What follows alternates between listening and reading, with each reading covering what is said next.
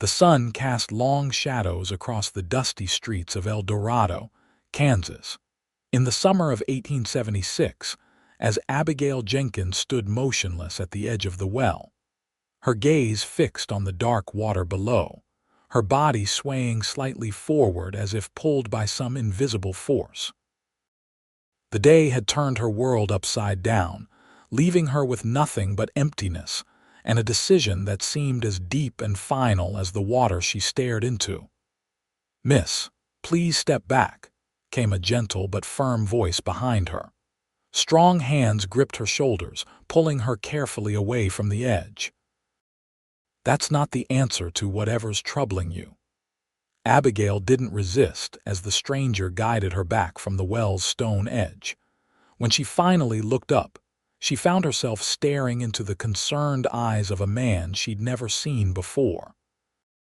Dust coated his denim pants and cotton shirt, and the badge on his chest caught the last rays of the setting sun. "I wasn't going to jump," she said, though even to her own ears the words lacked conviction. "I was just thinking." The man's expression softened, but his hands remained on her shoulders. "Thinking awful close to the edge, madam." He removed his hat, revealing sandy brown hair that fell across his forehead. "Name's Thomas Lawson, new sheriff in town." He gestured to the badge. "And you are?" "Abigail Jenkins," she replied, smoothing down her simple dress. "Everyone calls me Abby." Sheriff Lawson nodded, studying her face. "Well, Miss Jenkins, how about I walk you home?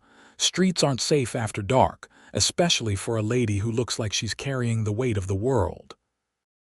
Abigail glanced back at the well, then toward the setting sun. "I don't have a home, not anymore." Thomas frowned. "What happened? Bank foreclosed this morning. Everything my father built, everything we had." Her voice trailed off. "Gone." The new sheriff ran a hand through his hair, looking genuinely troubled. "I'm sorry to hear that. Where are you staying tonight?"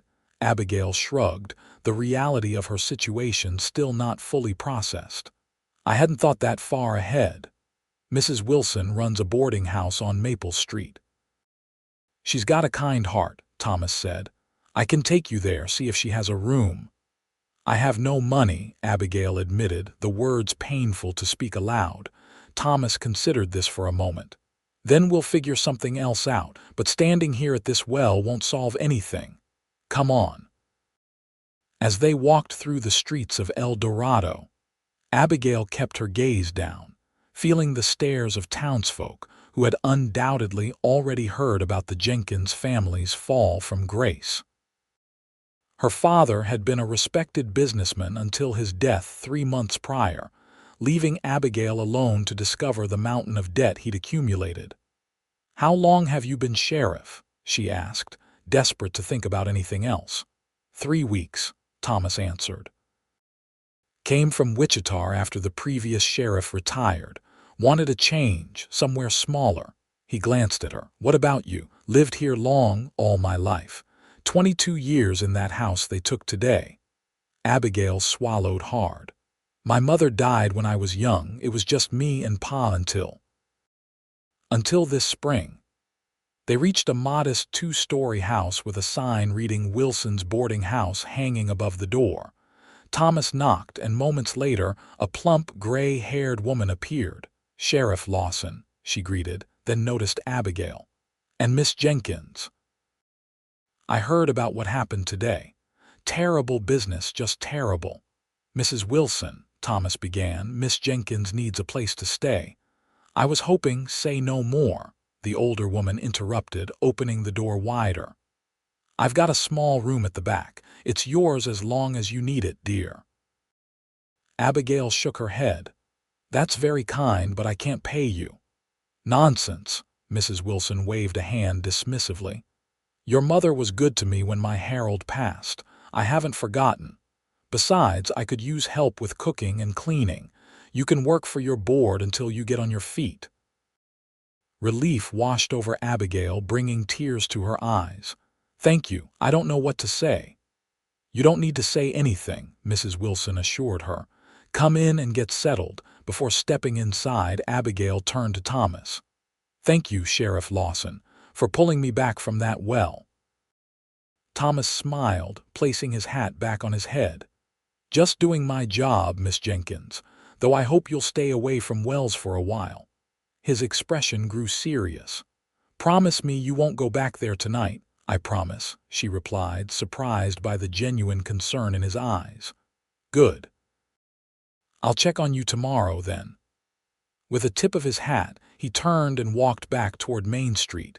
Mrs. Wilson showed Abigail to a small but clean room with a narrow bed, a dresser, and a window overlooking the backyard. "It's not much," the landlady apologized. "It's perfect," Abigail assured her, setting down the small bag of possessions she'd managed to salvage before the bank agents had locked the doors of her childhood home. "I can start working right away." "Rest tonight," Mrs. Wilson insisted. "Tomorrow's soon enough to begin. Have you eaten?" Abigail realized she hadn't had anything since breakfast. "No, madam. I'll bring you something up, then you sleep. Things have a way of looking brighter in the morning." Left alone, Abigail sat on the edge of the bed, finally allowing the tears she'd been holding back to fall. Her father's death, the discovery of his debts, the humiliation of the foreclosure, it all crashed down on her at once. When she'd stood at that well earlier, staring into its depths, a terrible calm had settled over her. If not for Sheriff Lawson. A knock at the door interrupted her thoughts. Mrs. Wilson entered with a tray bearing a bowl of stew, bread, and a cup of tea. "Eat," she commanded gently. "Then sleep." The food revived Abigail's spirits somewhat, and exhaustion did the rest. She fell asleep atop the quilt, still fully dressed, her last thought of the sheriff's steady hands pulling her back from the edge. Morning arrived with bright sunlight streaming through the small window, and the sounds of the household already bustling below.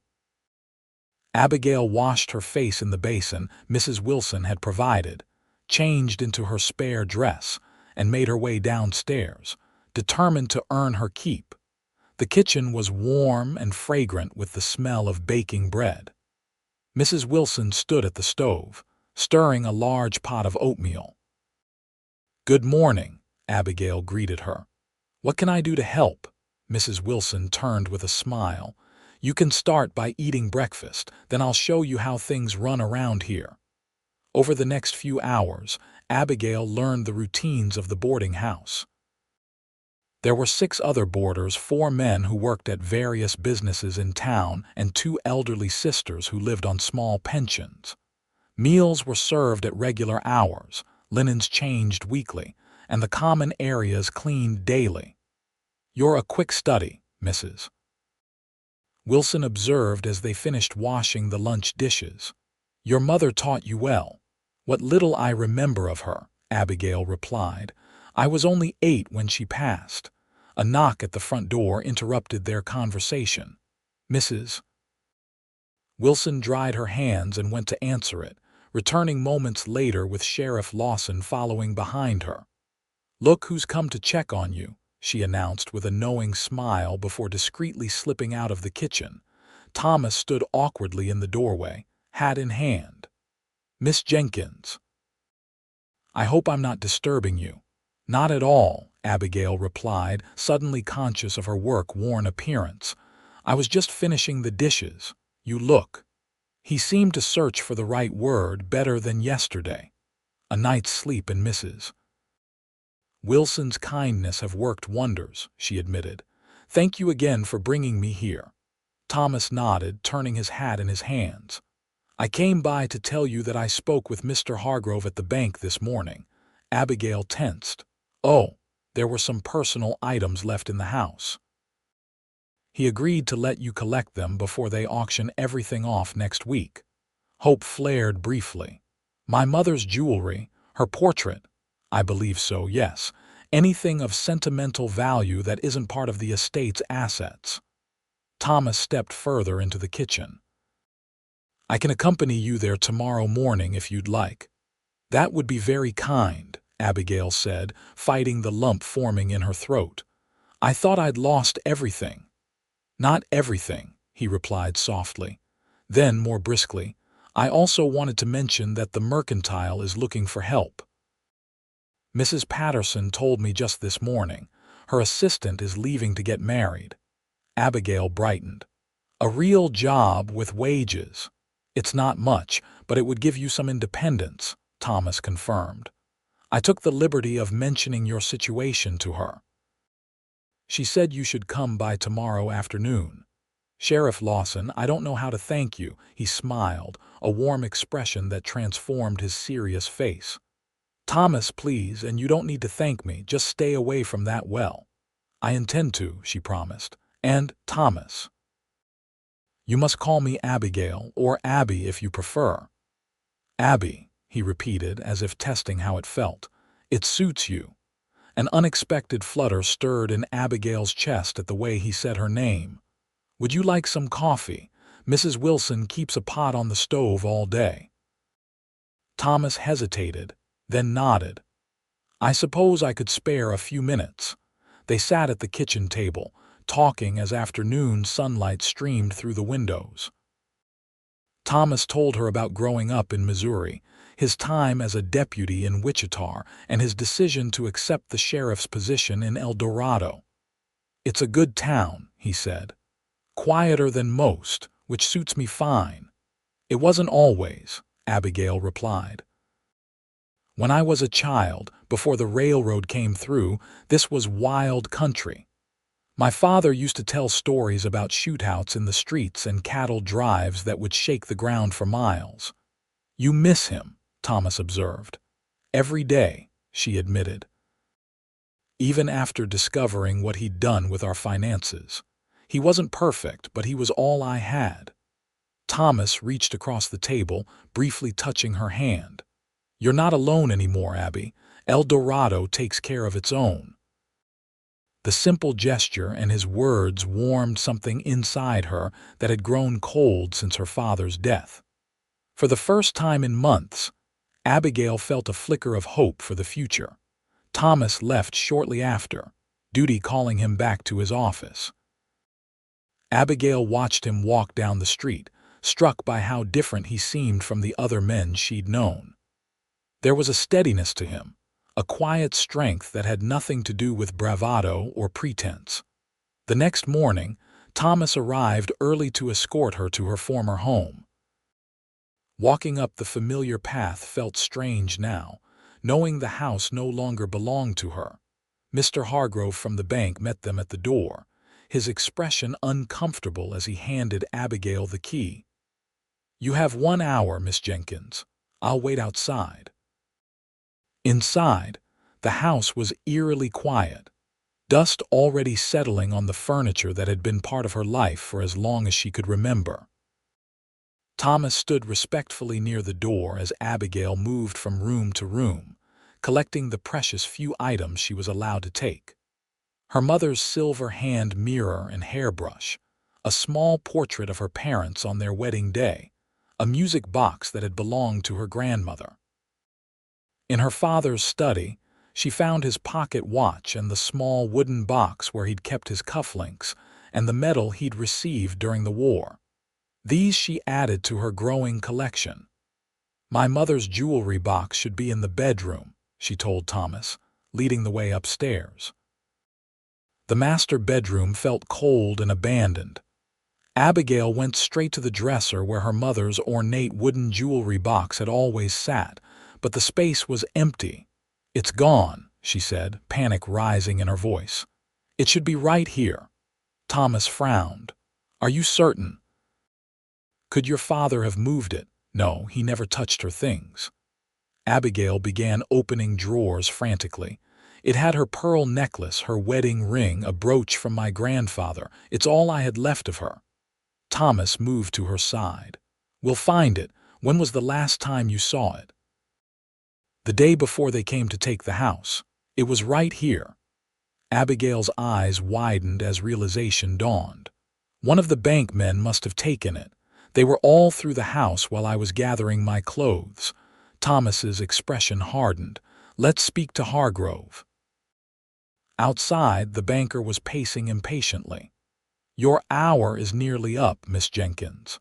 "Mr. Hargrove," Thomas said, his voice carrying the authority of his office. "Miss Jenkins's mother's jewelry box is missing. It was in the house yesterday but isn't there now." The banker's face reddened. "Are you accusing the bank of theft, Sheriff?" "I'm stating a fact. The box is gone, and according to our agreement, personal items of sentimental value were to remain untouched." Hargrove adjusted his spectacles nervously. "Perhaps she's mistaken about its location." "I am not mistaken," Abigail insisted. "I've lived in that house my entire life. I know exactly where my mother's belongings were kept." "Who else had access to the house after Miss Jenkins was removed yesterday?" Thomas asked. Hargrove hesitated. "Just myself and my assistant, Mr. Cooper." "And the men who boarded up the windows?" "I'd like to speak with all of them," Thomas said. "Today." "This is highly irregular," Hargrove protested. "So is the disappearance of valuable family heirlooms," Thomas replied evenly. "I'll be at your bank at noon. Please have everyone present."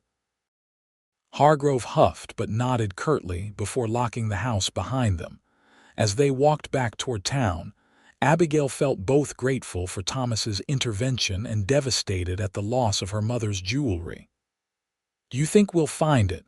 "If someone at the bank took it, yes," Thomas assured her. "People talk, especially when confronted by the law." At noon, Thomas met Abigail outside the boarding house to escort her to the bank. Inside, Hargrove had assembled his assistant and the 3 workmen who had secured the Jenkins home. Thomas addressed them all with quiet authority, explaining the missing jewelry box and its contents. "This is not about punishment," he concluded. "This is about returning treasured family heirlooms to their rightful owner. If the box is returned today, no charges will be filed." The men exchanged glances, but no one spoke up. Then Thomas noticed one of the workmen, a young man barely out of his teens, shifting uncomfortably. "Son," Thomas said directly to him, "is there something you'd like to tell us?" The young man's eyes darted to Hargrove, then back to Thomas. I might know something, Sheriff." "Go on." "When we were boarding up the windows, Mr. Cooper came out carrying a wooden box. Said Mr. Hargrove told him to bring it to the bank for safekeeping." All eyes turned to Cooper, a thin man with nervous hands who had been standing behind Hargrove's desk. "That's a lie. I never—" "Your pocket," Thomas interrupted, pointing to a bulge in Cooper's jacket. "What's in there?" Cooper's hand instinctively covered the pocket. "Nothing of importance." "Empty it," Thomas commanded. After a moment's hesitation, Cooper reached into his pocket and withdrew a pearl necklace. Abigail gasped. "Those are my mother's pearls. Where's the rest?" "Where's the box?" Cooper's shoulders slumped. "In my desk drawer." Thomas followed him to his desk, where Cooper reluctantly pulled out the ornate wooden box. Opening it, Abigail was relieved to find most of her mother's jewelry still inside, though several pieces were missing. "The rest?" Thomas demanded. "All of it." By the time Cooper had retrieved all the stolen items, some from his desk, others from his home during a supervised visit, the afternoon was waning. Hargrove, red-faced with embarrassment and anger, fired Cooper on the spot and apologized profusely to Abigail. "The bank will compensate you for this terrible breach of trust," he assured her. "And I will personally ensure that any other family heirlooms in the house are protected until you can collect them." "Thank you," Abigail replied, clutching the recovered jewelry box to her chest. "But I have what matters most now." Outside, Thomas walked her back toward Mrs. Wilson's, his expression thoughtful. "You handled that with remarkable grace." "What choice did I have?" she asked. "Being angry wouldn't have returned my mother's things. Still, many would have demanded justice." Abigail smiled faintly. Having these pieces of her back is justice enough for me." She looked up at him. "Though I wouldn't have any of it without your help." "That's what I'm here for," he replied, though his eyes suggested it was more than just duty that had driven him to help her.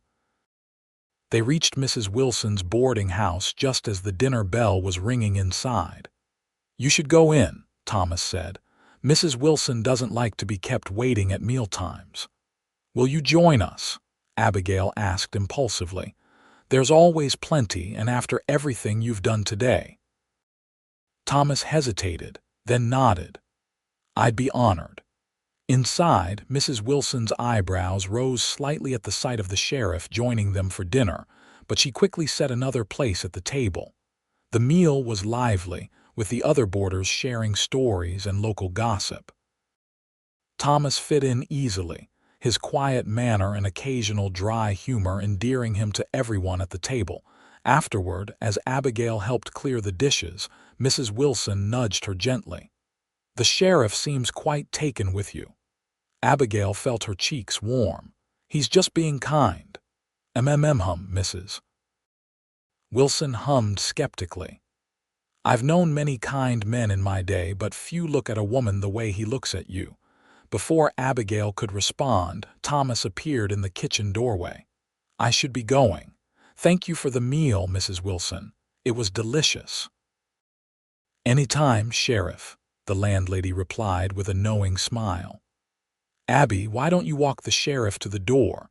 In the front hallway, Thomas paused, seeming reluctant to leave. "Don't forget about Mrs. Patterson tomorrow. The mercantile closes at 6, so you'll want to be there before then." "I won't forget," Abigail assured him. "Thank you again for everything today." Thomas studied her face for a moment, then spoke softly. "You know, when I first saw you at that well, I thought you were the saddest person I'd ever seen. But there's strength in you, Abby Jenkins. The kind that bends but doesn't break."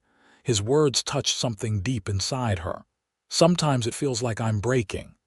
"We all feel that way sometimes," he admitted, "but we keep going anyway. That's what counts." He reached out hesitantly, briefly touching her hand. "Good night, Abby." "Good night, Thomas." After he left, Abigail stood in the hallway, her hand still warm where he had touched it, wondering at the strange fluttering in her chest whenever he was near. The next morning, Abigail rose early, determined to make a good impression at the mercantile. She wore her best dress, one of only 3 she now possessed, and spent extra time arranging her chestnut hair in a neat bun at the nape of her neck. Mrs. Wilson appraised her appearance at breakfast with approval. "You look lovely, dear. That blue brings out your eyes." "Do you think it's appropriate for working at the mercantile?" Abigail asked anxiously. "Perfectly appropriate," the older woman assured her. "Mrs. Patterson will be impressed." The mercantile was the largest store in El Dorado, supplying everything from farm implements to fabric, foodstuffs to furniture. As Abigail approached the imposing storefront, she took a deep breath to steady her nerves. This job could be her chance at rebuilding her life. Mrs. Patterson, a stern-looking woman in her 50s with iron-gray hair pulled back in a severe bun, was tallying accounts at the counter when Abigail entered. She looked up, her expression softening slightly when she recognized her visitor. "Miss Jenkins, I presume?" "Sheriff Lawson mentioned you'd be coming by." "Yes, madam. I understand you might be looking for help." Mrs. Patterson set down her pencil. "Indeed. My assistant is getting married next month and moving to her husband's farm in Emporia.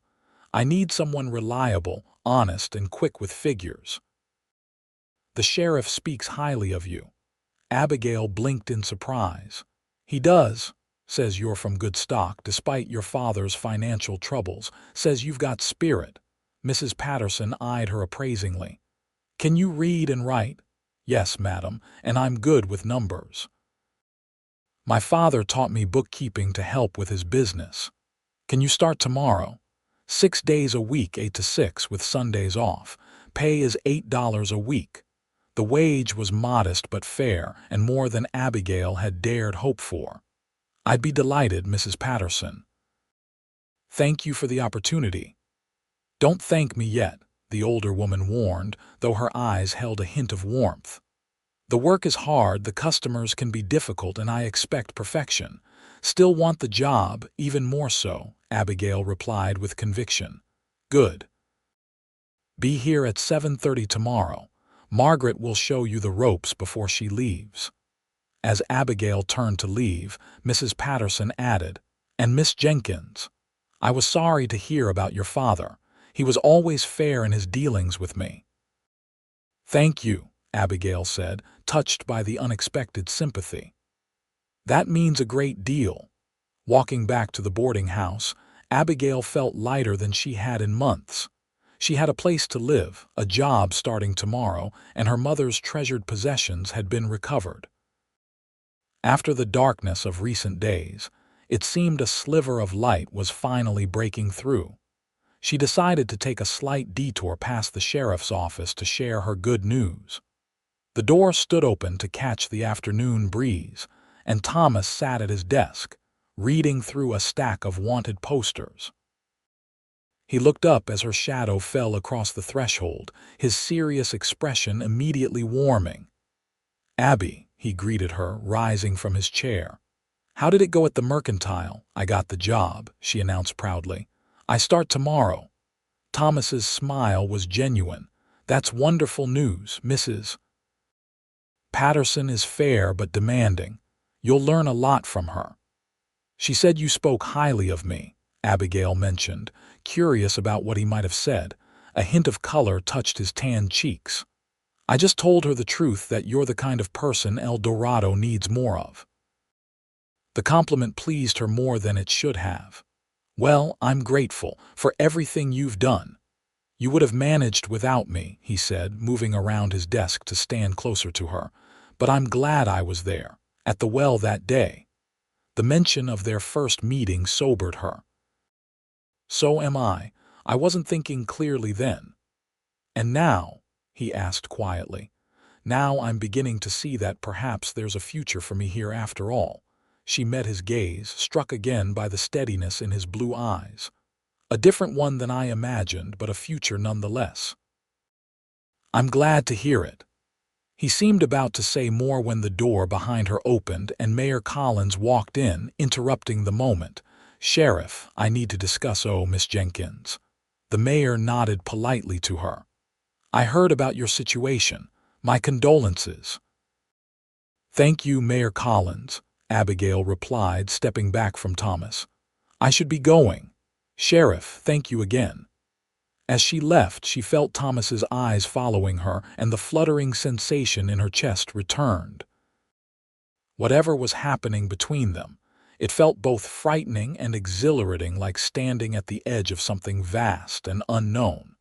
But this time with the promise of something good waiting on the other side. The next few weeks passed in a blur of activity, as Abigail settled into her new routine. Mornings began early at the boarding house, helping Mrs. Wilson prepare breakfast before rushing to the Mercantile. The work was demanding, just as Mrs. Patterson had warned, but Abigail found satisfaction in learning every aspect of the business, from inventory management to customer service. Margaret, the departing assistant, proved to be a patient teacher, showing Abigail the Mercantile's complex organization system and introducing her to the regular customers. By the time Margaret left for Emporia 2 weeks later, Abigail felt confident in her role. She saw Thomas regularly, though never for long. He would stop by the Mercantile on his rounds, tipping his hat and exchanging pleasantries. Sometimes he joined the boarders for Sunday dinner at Mrs. Wilson's, sitting beside Abigail and asking about her week. Their conversations remained cordial, but carried an undercurrent that everyone around them seemed to notice. "That man is sweet on you," Mrs. Patterson observed one afternoon as they watched Thomas leave the store after purchasing a new shirt. Half the unmarried women in town would give their eyeteeth for his attention. Abigail busied herself straightening a display of ribbons. "He's just being neighborly," Mrs. Patterson snorted. "Sheriff Lawson has never lingered over the purchase of a single shirt for 30 minutes before. Trust me, I've known him since he came to town, and he's never shown such neighborly interest in anyone else." The idea that Thomas might have feelings for her both thrilled and terrified Abigail. Her life was just beginning to stabilize. Was she ready for the complications that courtship would bring? A month after starting at the mercantile, Abigail received her first full wages. The small stack of coins represented more than money. They were tangible proof of her newfound independence. With her room and board secure at Mrs. Wilson's in exchange for morning and evening help, Abigail could save most of her earnings. That evening, after closing the store, she found Thomas waiting outside. "Sheriff," she greeted him, surprised. "What brings you here?" "Thought I might walk you back to Mrs. Wilson's," he replied. "If you don't mind the company." "Not at all." They fell into step together, the September evening pleasant after the heat of the day. "How are things at the jailhouse? Quiet, I hope." "Mostly. Had to break up a fight at the saloon last night. Nothing serious." He glanced at her. "How about you? Settling in at the mercantile?" "Yes, though Mrs. Patterson is strict as promised. Yesterday she made me reorganize an entire shelf of canned goods because one label was facing the wrong direction." Thomas chuckled. "Sounds like her, but she wouldn't bother correcting you if she didn't think you were worth the effort." They walked in comfortable silence for a while before Thomas spoke again. "Abby, there's a social gathering at the church this Saturday evening. Music, dancing, refreshments. I was wondering if you might like to attend." Abigail's pulse quickened. "With you?" "That was my hope, yes." He sounded uncharacteristically nervous. "As my guest." Realization dawned on her.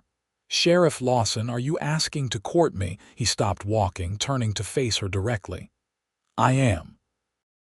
Though I understand if you think it's too soon, or if you'd prefer not to." "I'd like that very much," she interrupted, smiling at his obvious relief. "Both the social and the courting." Thomas's smile transformed his face, erasing the serious lines and making him look younger, almost boyish. "Really, really." Abigail felt a warmth spreading through her that had nothing to do with the evening air. "Though I should warn you, I haven't been to a dance in ages. I might step on your toes." "I'll risk it," he replied, offering his arm as they continued walking. "And Abby, you should probably start calling me Tom if we're courting." "Tom," she repeated, liking the informal sound of it. "It suits you."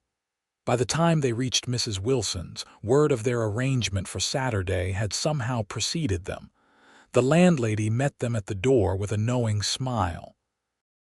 "Sheriff, will you be joining us for dinner?" she asked, though her tone suggested she already knew the answer. "Thank you, Mrs. Wilson, but I've got paperwork waiting at the office." He tipped his hat to both women. "Good evening, ladies. Abby, I'll see you Saturday." As soon as he was out of earshot, Mrs. Wilson turned to Abigail with an expectant expression.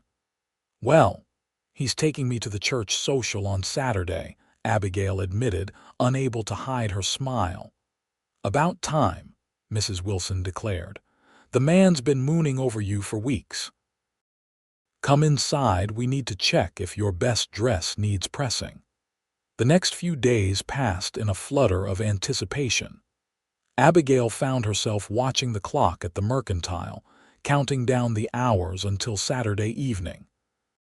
When the day finally arrived, she spent more time than usual preparing, washing her hair and pinning it in a style more elaborate than her usual practical bun.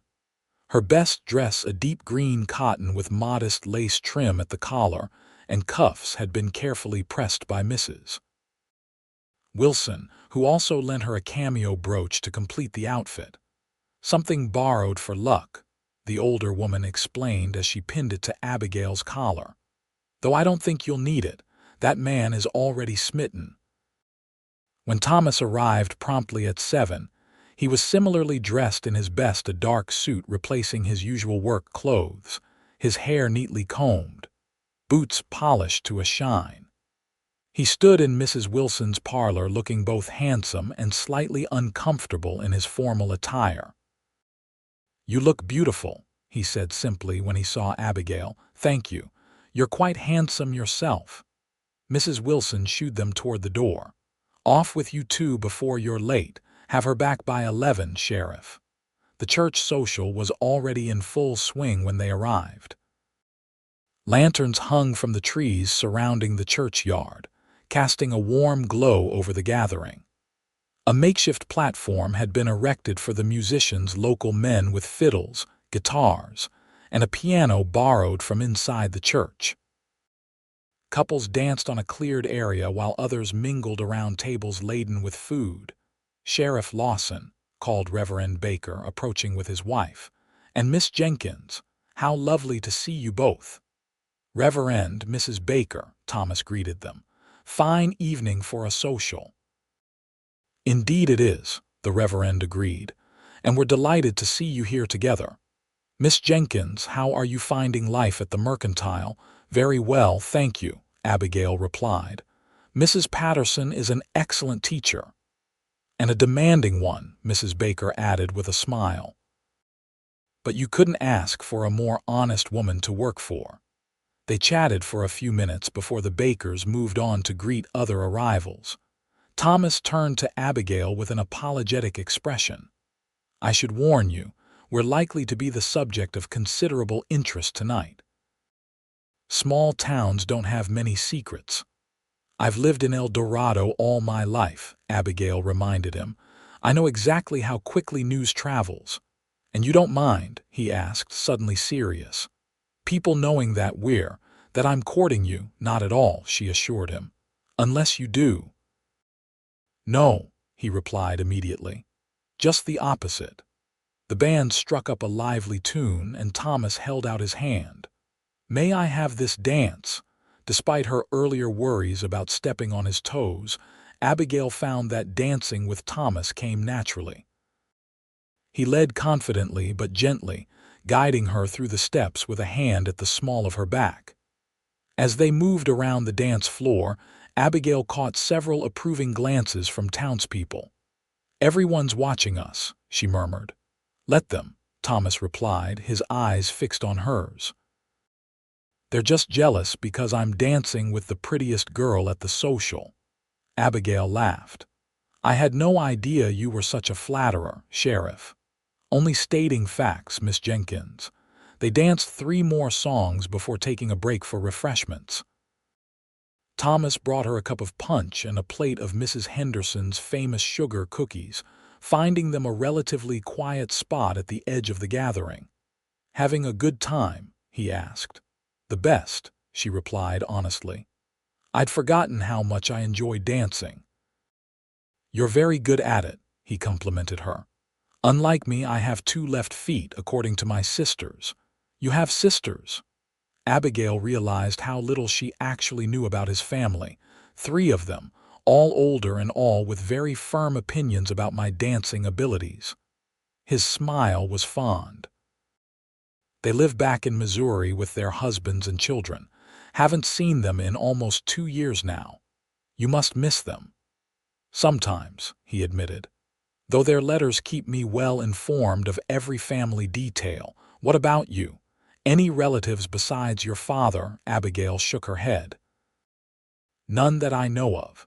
My mother was an only child, and my father's family disowned him when he married her. She was a school teacher with no money or connections, you see. They thought she was beneath him." "Their loss," Thomas said firmly. "From everything I've heard, your mother was well respected in town." "She was." Abigail smiled at the memory. "She taught me to read before I was 5. My father used to say she was the smartest person he ever knew."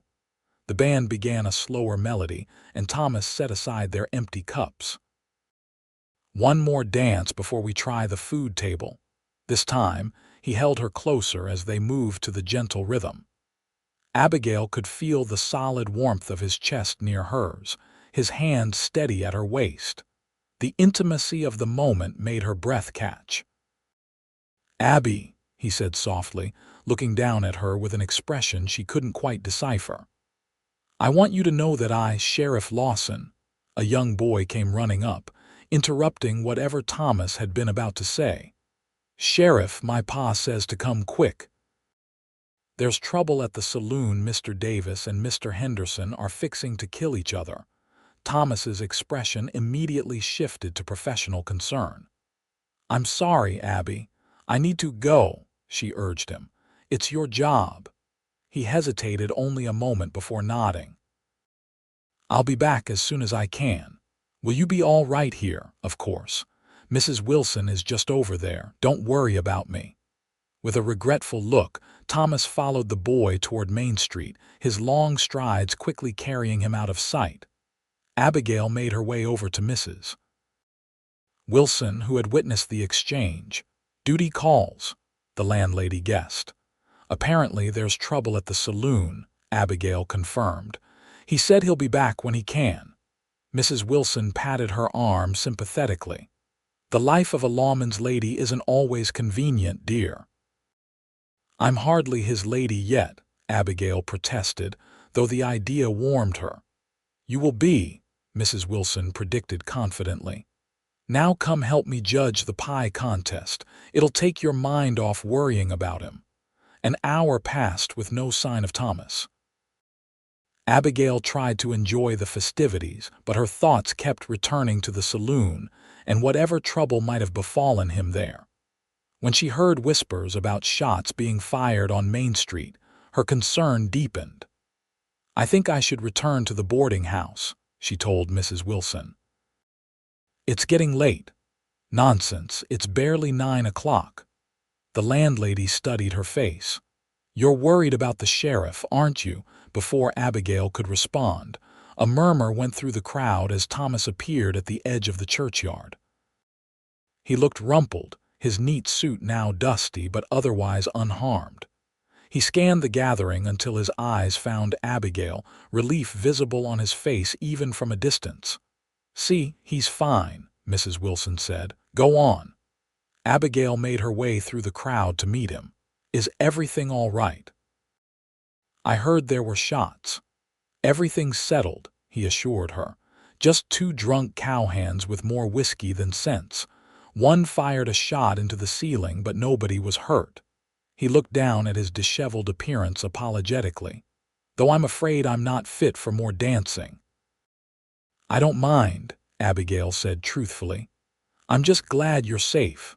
Thomas's expression softened. "Would you like to take a walk? It's a beautiful night." With a nod to Mrs. Wilson across the yard signaling her departure, Abigail took Thomas's offered arm. They strolled away from the church toward the quieter residential streets, the music fading behind them. "I'm sorry our evening was interrupted," Thomas said after they had walked in silence for a few minutes. "It's part of who you are," Abigail replied. "Your sense of duty is one of the things I admire most about you." He looked surprised. "You admire that, of course. You take your responsibilities seriously. That's rare." They had reached the town square, deserted at this hour. Thomas guided her to a bench beneath a large oak tree, its leaves rustling gently in the night breeze. As they sat down, he took her hand in his.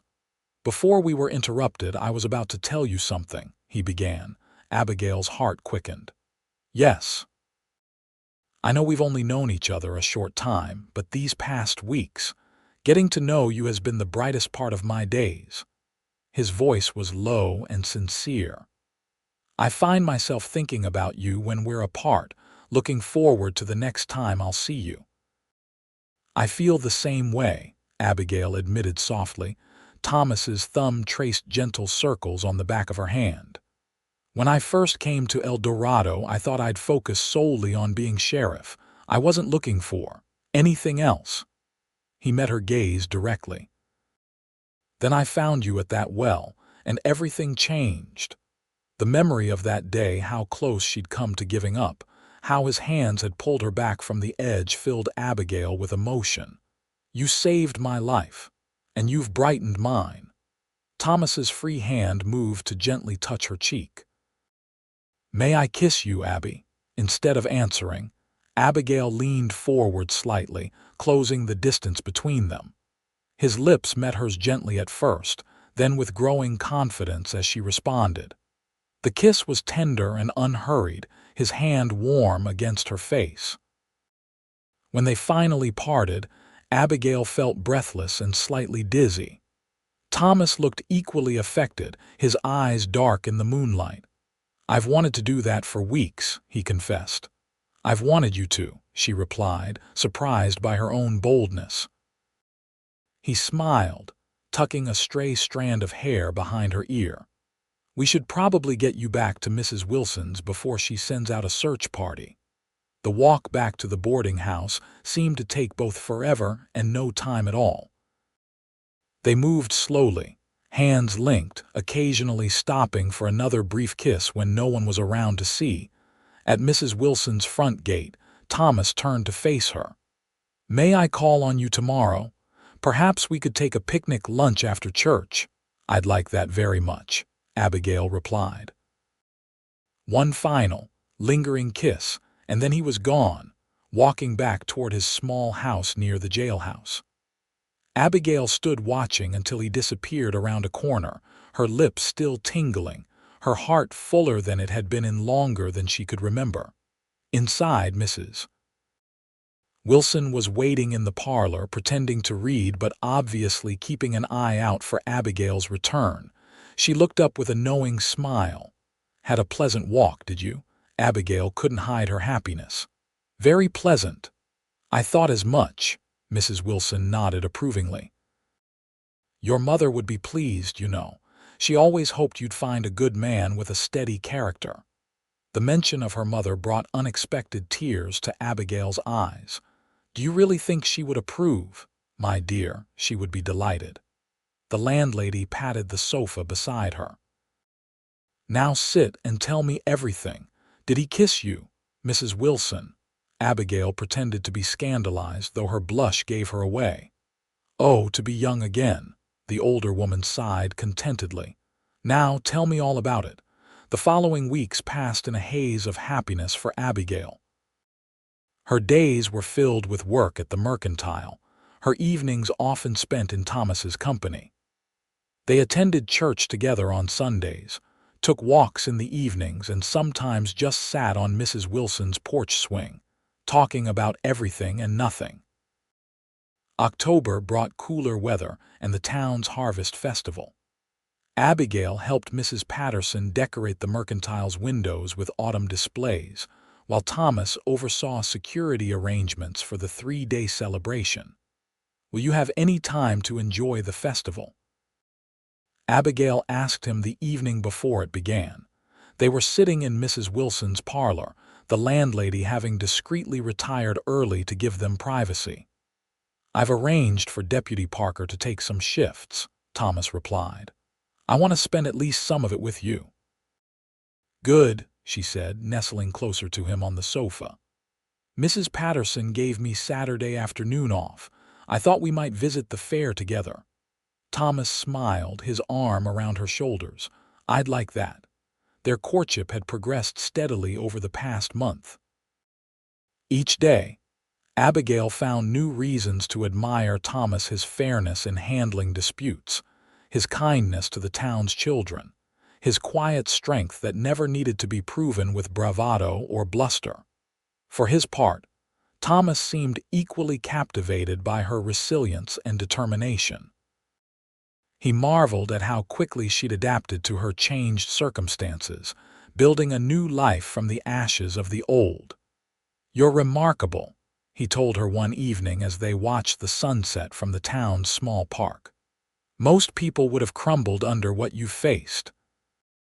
"I nearly did," she reminded him, "at the well." "But you didn't," he countered. "And every day since, you've grown stronger." The harvest festival brought the entire county to El Dorado. Farmers displayed their best crops, craftsmen sold their wares, and competitions ranging from pie baking to horseshoe throwing kept everyone entertained. On Saturday afternoon, as promised, Thomas met Abigail outside the Mercantile, having arranged for Deputy Parker to patrol the fairgrounds. "Where should we start?" he asked, offering his arm. "The quilt exhibition," Abigail decided. "Mrs. Wilson entered one this year, and I promised I'd see it." They wandered through the festival, stopping to admire displays, greeting neighbors, and sampling treats from the food stalls. Thomas bought her a ribbon for her hair, a deep blue that matched her eyes, and tied it around her wrist until she could wear it. Near the edge of the fairground stood a photographer's tent. A sign advertised portraits and couples' photographs, memories to last a lifetime. "What do you think?" Thomas asked, nodding toward the tent. "Should we have our picture taken?" Abigail hesitated. "It's rather expensive." "Please," he urged. "I'd like to have a photograph of us, something to keep with me when you're not around." The sentiment touched her deeply. "All right." Inside the tent, the photographer, a traveling professional from Wichita, arranged them carefully against a painted backdrop of columns and curtains. Thomas stood tall beside her, one hand resting lightly at the small of her back. "Closer together," the photographer instructed. "The gentleman's arm around the lady's waist, if you please. Yes, like that. Now look at each other." When Abigail turned her head to meet Thomas's gaze, the affection in his eyes took her breath away. The photographer's flash captured the moment, a moment Abigail knew she would remember regardless of how the photograph turned out. "The prints will be ready tomorrow afternoon," the photographer told them as they left the tent. "You can collect them at my hotel." The rest of the day passed in a blur of simple pleasures. They watched the horse racing competition, applauded the children's choir from the school, and joined in the communal supper served on long tables in the town square. As twilight fell, lanterns were lit, and the band began playing for dancing. "One dance before I need to check in with Parker?" Thomas asked, extending his hand.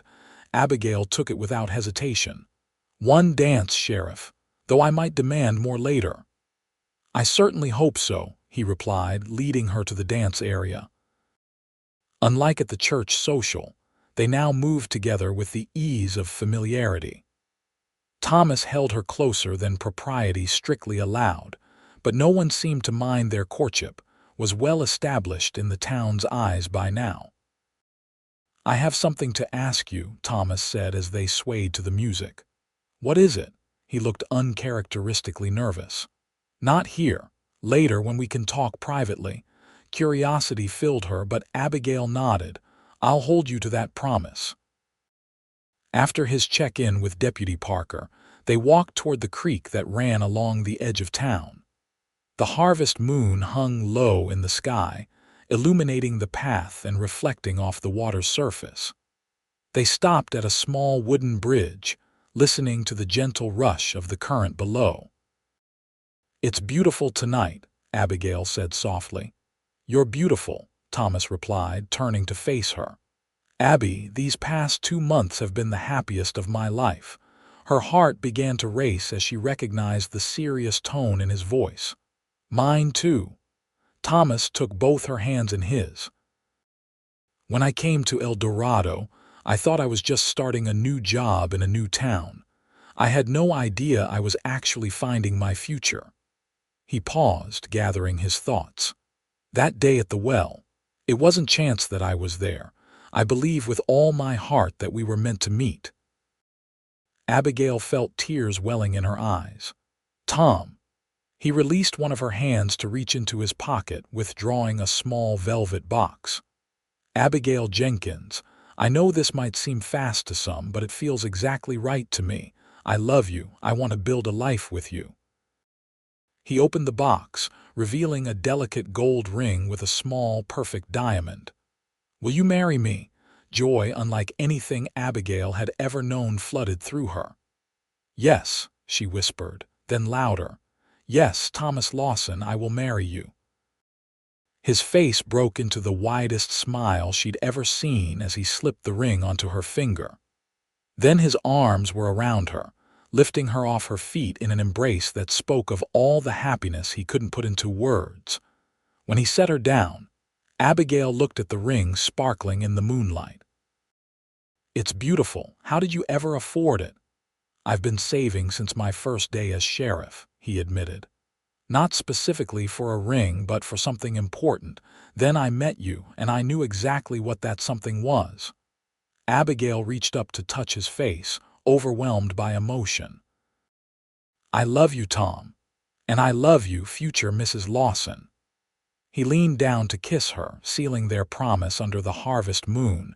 News of their engagement spread through El Dorado with predictable speed.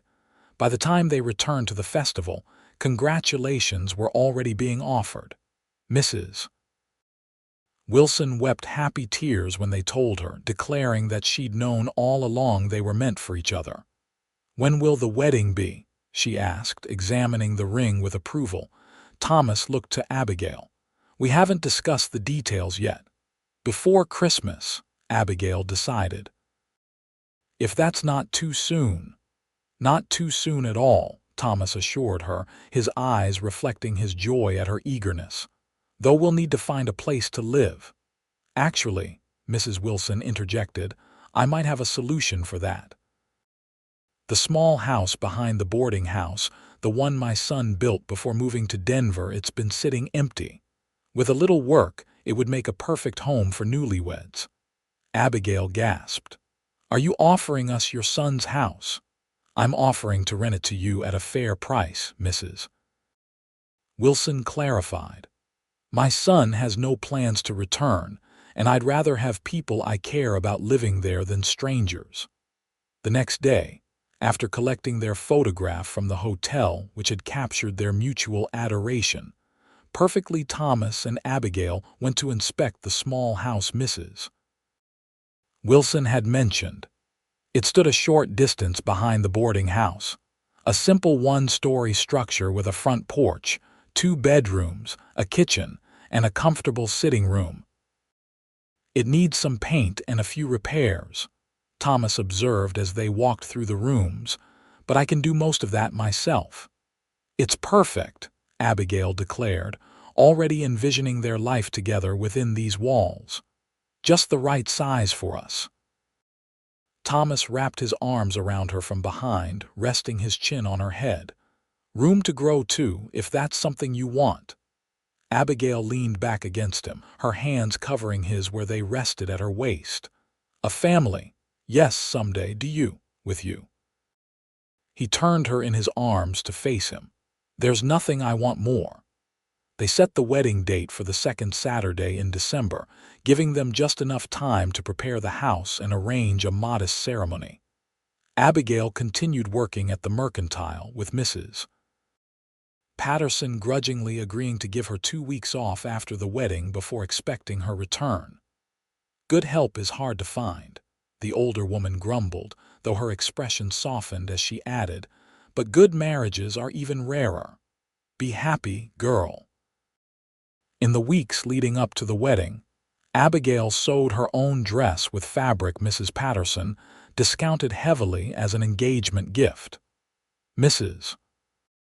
Wilson and several other women from town helped with the detailing, turning the simple white gown into something truly special with delicate embroidery and seed pearls salvaged from one of her mother's old dresses. Thomas, meanwhile, devoted every free hour to readying their future home.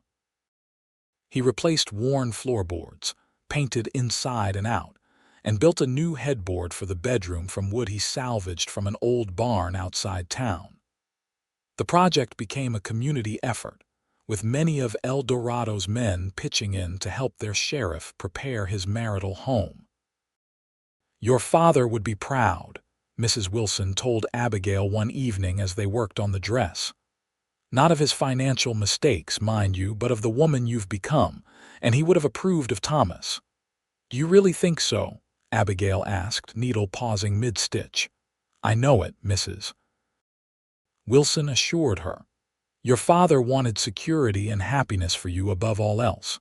Thomas provides both. As the wedding day approached, Abigail found herself thinking more often of her parents. She wished her mother could have known Thomas, could have seen her in her wedding dress. She wished her father could walk her down the aisle. The evening before the wedding, Thomas found her standing at the town well, the same one where they had first met, staring down into its depths. "Abby," he called softly, approaching with concern etched on his face. "Are you all right?" She looked up, offering a small smile. "Just thinking."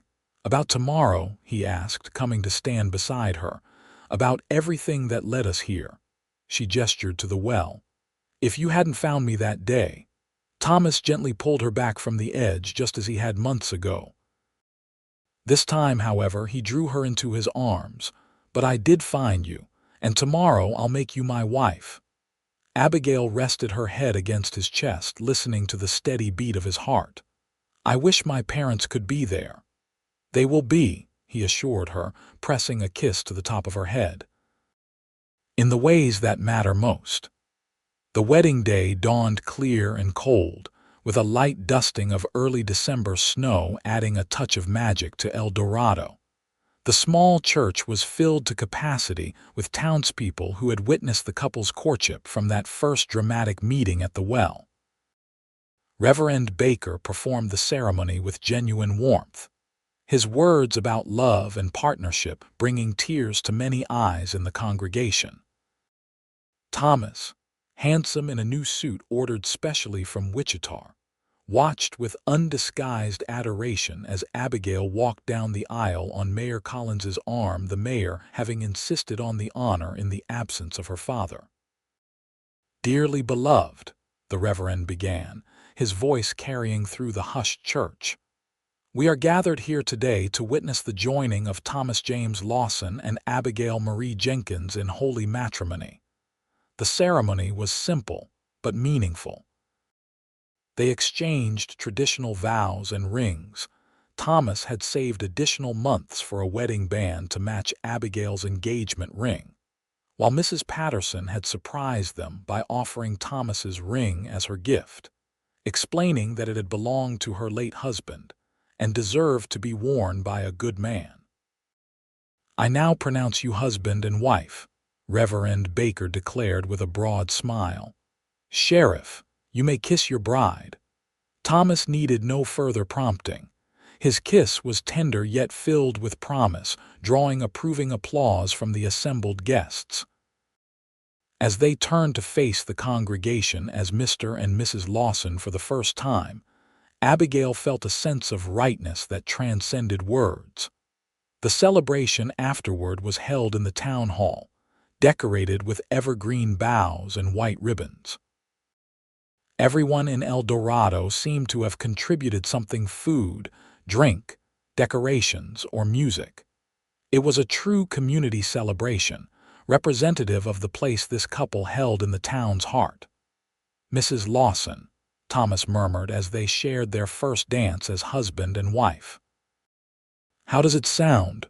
"Perfect," Abigail replied, her eyes shining with happiness. "Absolutely perfect." As evening fell, they slipped away from the celebration to their new home, where a fire had been lit in the stove, and a small Christmas tree, another gift from the townspeople, stood in the corner of the sitting room, decorated with handmade ornaments. Thomas lifted Abigail across the threshold, setting her down gently in what was now their home. "Welcome home, Mrs. Lawson." "Our home," she echoed, looking around at the space they would share, at the life they would build together. "I never thought I could be this happy again." "This is just the beginning," Thomas promised, drawing her into his arms. "We have a lifetime of happiness ahead of us." Later that night, as they lay together in the quiet intimacy of their marriage bed, Abigail thought back to that desperate day at the well. How close she had come to giving up, and how different her life had become because one good man had been there to pull her back from the edge. "What are you thinking about?" Thomas asked, his voice soft in the darkness as he traced gentle patterns on her bare shoulder. "About how sometimes the worst day of your life can lead to the best," she replied, pressing closer to his warmth. "If my father hadn't died, if I hadn't lost everything, if I hadn't been standing at that well, then I might never have found you," he finished for her, understanding completely. Sometimes life's hardest moments bring us exactly where we need to be. Abigail lifted her head to kiss him, pouring all her love and gratitude into the gesture. "And I'm exactly where I need to be with you." Epilogue: 5 years later, the summer sun beat down on El Dorado as Abigail Lawson made her way up the main street, pausing occasionally to greet neighbors and friends. At 32, Thomas was now in his 7th year as sheriff, respected throughout the county for his fairness and integrity. Abigail had continued working at the Mercantile until the birth of their first child, and now divided her time between caring for their family and helping Mrs. Wilson manage the boarding house, which she would eventually inherit from the older woman. Their home behind the boarding house had expanded with the addition of a second bedroom when their family began to grow. 3-year-old James toddled alongside his mother, clutching her hand, while 8-month-old Sarah slept against her shoulder. As they approached the sheriff's office, James broke free and ran ahead, pushing open the door with the enthusiasm only a toddler could muster. "Papa!" Thomas looked up from his desk, his serious expression immediately transforming into a smile at the sight of his son. "There's my deputy," he exclaimed, rising to scoop the boy into his arms. "And my beautiful wife with our little angel. We thought we'd surprise you with lunch," Abigail explained, setting the basket she carried on his desk. "It's too nice a day to eat indoors." "A picnic sounds perfect," Thomas agreed, ruffling James's hair. "Where shall we go?" "The park by the creek," Abigail suggested. "It's cool there and James can wade in the shallow parts." They walked together through town, a family built from love that began with a chance encounter, or perhaps, as they both believed, an encounter that was always meant to be. When they reached the park, Thomas spread a blanket beneath a shady oak while Abigail unpacked their lunch. As they ate, James regaled his father with tales of his morning adventures, while Sarah woke to coo and grab at her father's fingers. The simple pleasure of being together, of sharing this ordinary moment as a family, filled Abigail with contentment. After lunch, Thomas took James to the creek's edge, showing him how to skip stones across the water's surface. Abigail watched them from the blanket, Sarah nursing contentedly in her arms, and thought about how far she had come from that desperate young woman standing at the well. Thomas glanced back, catching her gaze, and the love in his eyes was as strong as it had been on their wedding day. He said something to James, then made his way back to where she sat. "Happy?" he asked, settling beside her on the blanket. "More than I ever thought possible," she replied honestly. "Do you ever think about that day, at the well?" "Often," he admitted, reaching out to stroke Sarah's downy head. "It reminds me never to take any of this for granted." Abigail leaned against him, their children between them, the perfect embodiment of the life they had built together. From the edge of despair to the height of happiness. "All because I happened to be passing by that well at exactly the right moment," Thomas mused, pressing a kiss to her temple. "Not happened," Abigail corrected him gently. "Were meant to be." As James ran back to them, laughing and wet from the creek, Thomas nodded. "Meant to be," he agreed. "Every moment since."